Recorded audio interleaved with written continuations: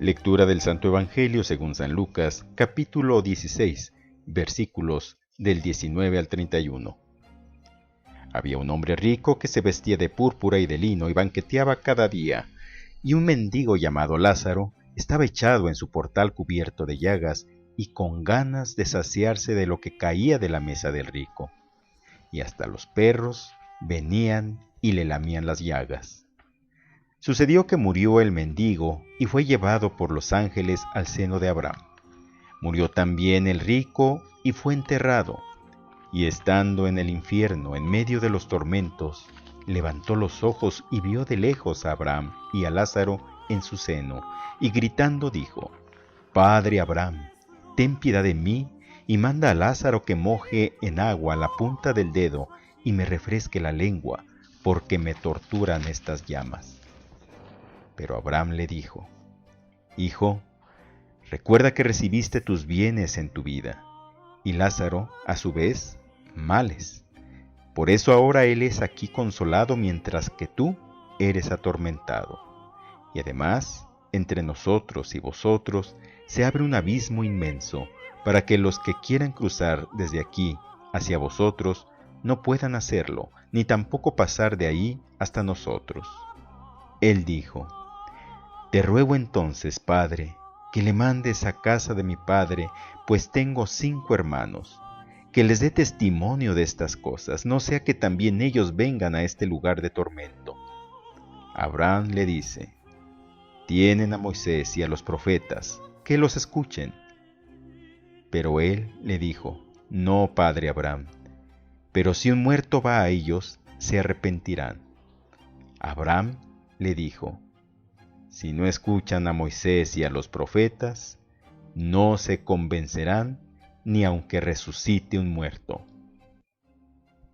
Palabra del Señor.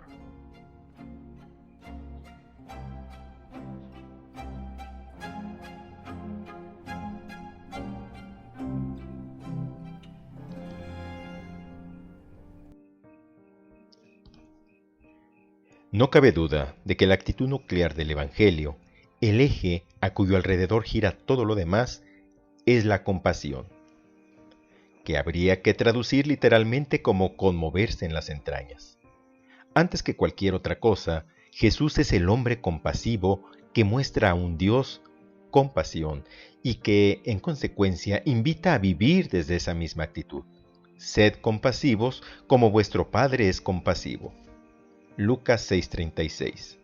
Hasta tal punto, es algo que identifica a Jesús, que los evangelios han reservado una palabra para aplicarla exclusivamente a él y a personajes de sus parábolas: el samaritano, el padre del hijo pródigo, el rey que perdona a una ingente suma a su siervo. Expresión de fraternidad y vivida como servicio.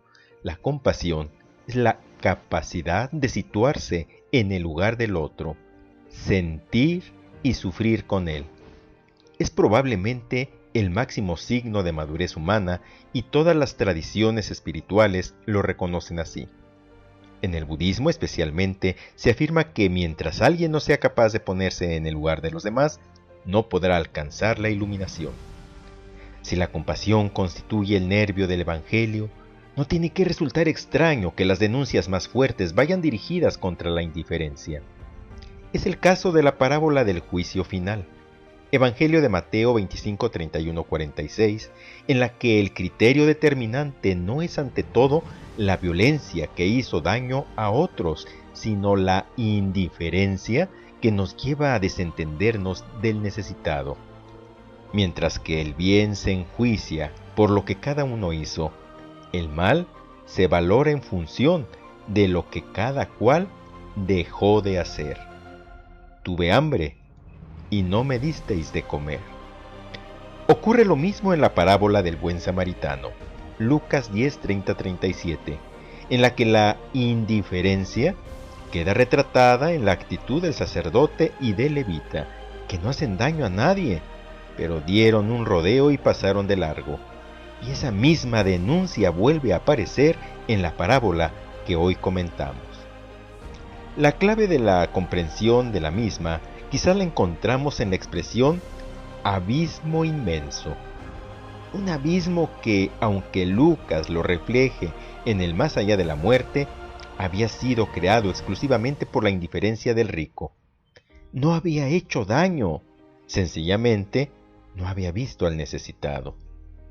Es ese no ver, la indiferencia de ojos que no ven, corazón que no siente, el que crea un abismo insalvable en nuestras relaciones personales, en nuestros países y en nuestro mundo.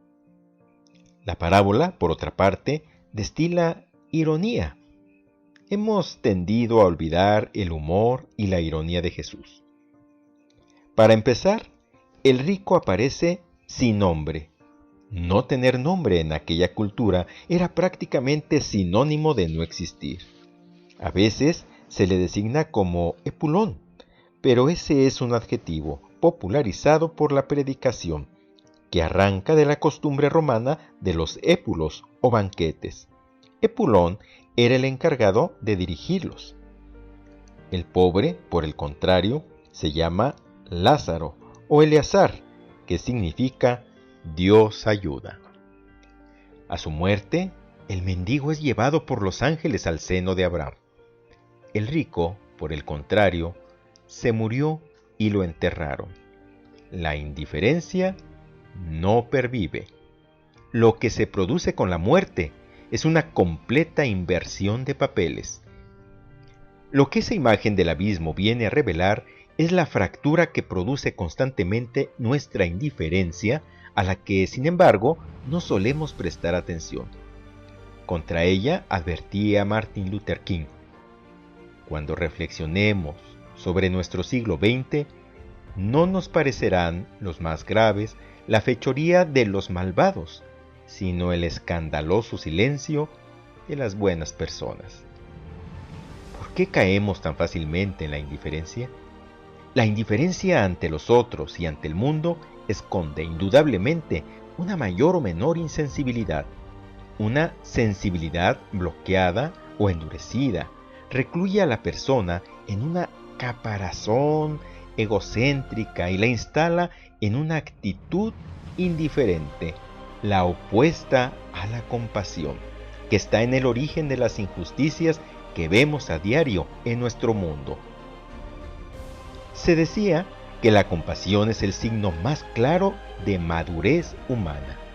La indiferencia, por tanto, demuestra nuestra inmadurez, porque parece necesario aclarar que la compasión, como ocurre en tantas cosas de la vida, no la vive quien quiere, sino quien puede.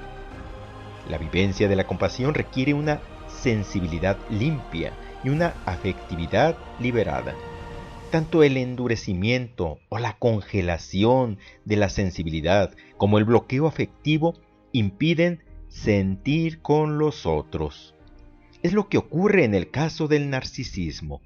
Por carencias afectivas no resueltas, la persona ha quedado encapsulada en su propio caparazón protector y no ve a los otros, sino en tanto en cuanto los necesita, viviéndolos de un modo inconsciente en la mayoría de los casos, como si fueran objetos a su servicio. Cada vez vemos más claramente que en su comienzo biológico, el ser humano es pura necesidad y por tanto vulnerabilidad. Cuando el niño recibe una respuesta adecuada a esa necesidad de ser amado y reconocido, empieza a abrirse su capacidad de amar. Pero cuando aquella respuesta no se da, el niño, en un instintivo mecanismo de defensa, se encierra en una capa de protección en la que su capacidad de amar queda bloqueada. La conclusión de todo ello parece clara. Para vivir la compasión necesitamos, antes que nada, poder vibrar. La no vibración ante los otros, aparte del síntoma de una sensibilidad rígida o congelada, hace imposible la compasión. Necesitamos restablecer el contacto con nuestro cuerpo y con nuestros sentimientos, porque solo si despierta nuestra capacidad de sentir, podremos después sentir con los otros, es decir, experimentar compasión. Paralelamente necesitaremos desbloquear nuestro afecto, conectando voluntariamente nuestra capacidad de amar hacia nosotros mismos y hacia los demás. Solo quien es capaz de sentir compasión de sí mismo puede sentir fácilmente compasión hacia los demás.